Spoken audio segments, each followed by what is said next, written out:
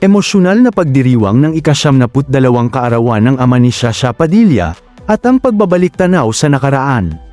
Isang makabuluhan at puno ng damdaming selebrasyon ang ibinahagi ng mga awit at aktres na si Shasha Padilla kaugnay ng ika-72 kaarawan ng kanyang ama.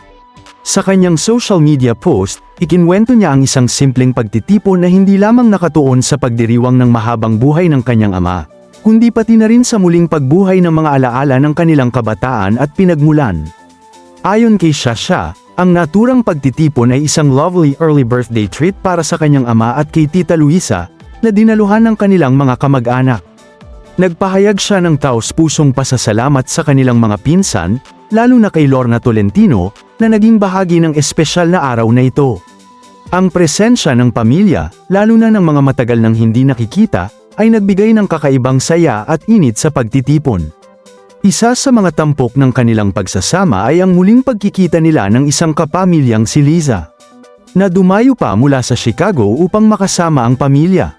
Para kay Shasha, ang ganitong klaseng sakripisyo ay patunay ng matibay na ugnayan ng kanilang angkan, kung saan ang distansya ay hindi hadlang sa pagmamahal at pagkakaisa. Bukod sa simpleng salo-salo, naging sentro rin ng kanilang araw ang isang makabuluhang trip down memory lane. Habang sila ay nasa Green Hills, nagpasya ang pamilya na balikan ang mga lugar na naging bahagi ng kanilang kabataan. Isa sa kanilang mga binisita ay ang Padilla Family Plot sa sementeryo, isang tahimik ngunit makabuluhang sandali ng pag-alala sa mga mahal sa buhay na nauna ng pumanaw.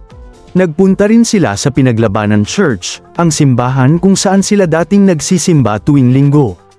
Ang pagbabalik sa naturang lugar ay nagdala ng mga alaala ng kanilang pananampalataya at tradisyong pampamilya na humubog sa kanilang pagkatao.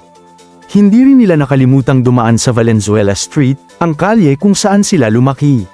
Para kay Shasha, ang simpleng pagdaan sa lugar na ito ay tila pagbabalik sa isang panahong puno ng inosenteng alaala, masasayang kwentuhan, at matibay na samahan ng pamilya.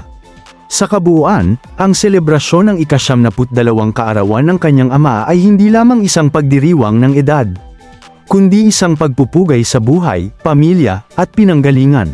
Ipinakita ni Shasha na sa kabila ng tagumpay at abalang dulot ng kanyang karera, nananatiling mahalaga ang pagbabalik sa ugat at ang pagpapahalaga sa mga simpleng sandali kasama ang pamilya. Sa huli, ang kanyang ibinahaging karanasan ay nagsisilbing paalala sa marami, ang tunay na kayamanan ay hindi nasusukat sa material na bagay, kundi sa mga alaala, pagmamahal, at ugnayang nabubuo sa paglipas ng panahon.